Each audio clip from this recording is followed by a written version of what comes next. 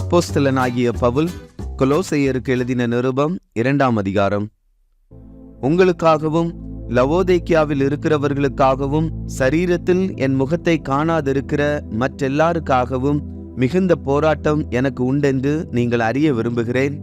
அவர்களுடைய இருதயங்கள் தேற்றப்பட்டு அவர்கள் அன்பினால் இணைக்கப்பட்டு பிதாவாகிய தேவனுக்கும் கிறிஸ்துவுக்கும் உரிய இரகசியத்தை அறிந்து கொள்ளுகிற உணர்வின் பூரண நிச்சயத்தினுடைய எல்லா ஐஸ்வர்யத்திற்கும் உரியவர்களாக வேண்டுமென்றே இப்படி விரும்புகிறேன். அவருக்குள் ஞானம், அறிவு என்பவைகளாகிய பொக்கிஷங்கள் எல்லாம் அடங்கி இருக்கிறது. ஒருவனும் நயவசனிப்பினாலே உங்களை வஞ்சியாதபடிக்கு இதை சொல்லுகிறேன். சரீரத்தின்படி நான் தூரமாயிருந்தும் ஆவியின்படி உங்களுடனே கூட இருந்து உங்கள் ஒழுங்கையும் கிறிஸ்துவின் மேலுள்ள உங்கள் விசுவாசத்தின் உறுதியையும் பார்த்து சந்தோஷப்படுகிறேன்.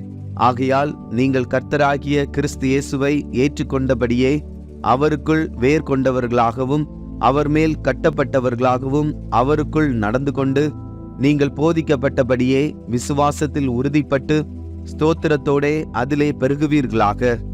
லௌகீக ஞானத்தினாலும் மாயமான தந்திரத்தினாலும் ஒருவனும் உங்களை கொள்ளை கொண்டு போகாதபடிக்கு எச்சரிக்கையாயிருங்கள்.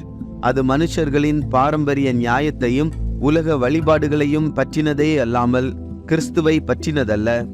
ஏனென்றால் தேவத்துவத்தின் பரிபூரணமெல்லாம் சரீர பிரகாரமாக அவருக்குள் வாசமாயிருக்கிறது. மேலும் சகல துரைத்தனங்களுக்கும் அதிகாரத்துக்கும் தலைவராயிருக்கிற அவருக்குள் நீங்கள் பரிபூரணம் உள்ளவர்களாய் இருக்கிறீர்கள்.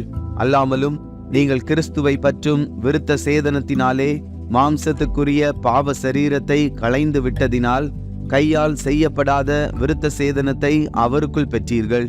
ஞான ஸ்நானத்திலே அவரோடே கூட அடக்கம் பண்ணப்பட்டவர்களாகவும் அதிலே அவரை மரித்தோரிலிருந்து எழுப்பின தேவனுடைய செயலின் மேலுள்ள விசுவாசத்தினாலே அவரோடு கூட எழுந்தவர்களாகவும் இருக்கிறீர்கள்.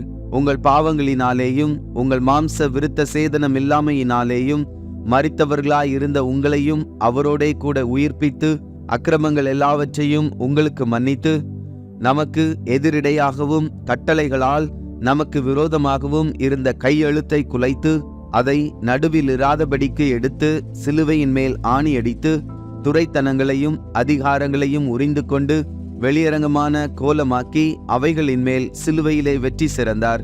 ஆகையால் போஜனத்தையும் பானத்தையும் குறித்தாவது பண்டிகை நாளையும் மாத பிறப்பையும் ஓய்வு நாட்களையும் குறித்தாவது ஒருவனும் உங்களை குற்றப்படுத்தாதிருப்பானாக. அவைகள் வருங்காரியங்களுக்கு நிழலாயிருக்கிறது. அவைகளின் பொருள் கிறிஸ்துவை பற்றினது. கணுக்களாலும் கட்டுகளாலும் உதவி பெற்று இணைக்கப்பட்டு தேவ வளர்ச்சியாய் வளர்ந்தேறுகிற சரீரம் முழுவதையும் ஆதரிக்கிற தலையை பற்றி கொள்ளாமல் மாயமான தாழ்மையிலும் தேவதூதர்களுக்கு செய்யும் ஆராதனையிலும் விருப்பமுற்று காணாதவைகளிலே துணிவாய் நுழைந்து தன் மாம்ச சிந்தனையினாலே வீணாய் இருமாப்பு கொண்டிருக்கிற எவனும் உங்கள் பந்தய பொருளை நீங்கள் இழந்து போகும்படி உங்களை வஞ்சியாதிருக்க பாருங்கள். நீங்கள் கிறிஸ்துவுடனே கூட உலகத்தின் வழிபாடுகளுக்கு மரித்ததுண்டானால் இன்னும் உலக வழக்கத்தின்படி பிழைக்கிறவர்கள் போல மனுஷருடைய கற்பனைகளின்படியும் போதனைகளின்படியும் நடந்து தொடாதே, ருசி பாராதே, தீண்டாதே என்கிற கட்டளைகளுக்கு உட்படுகிறதென்ன? இவையெல்லாம் அனுபவிக்கிறதினால் அழிந்து போகுமே.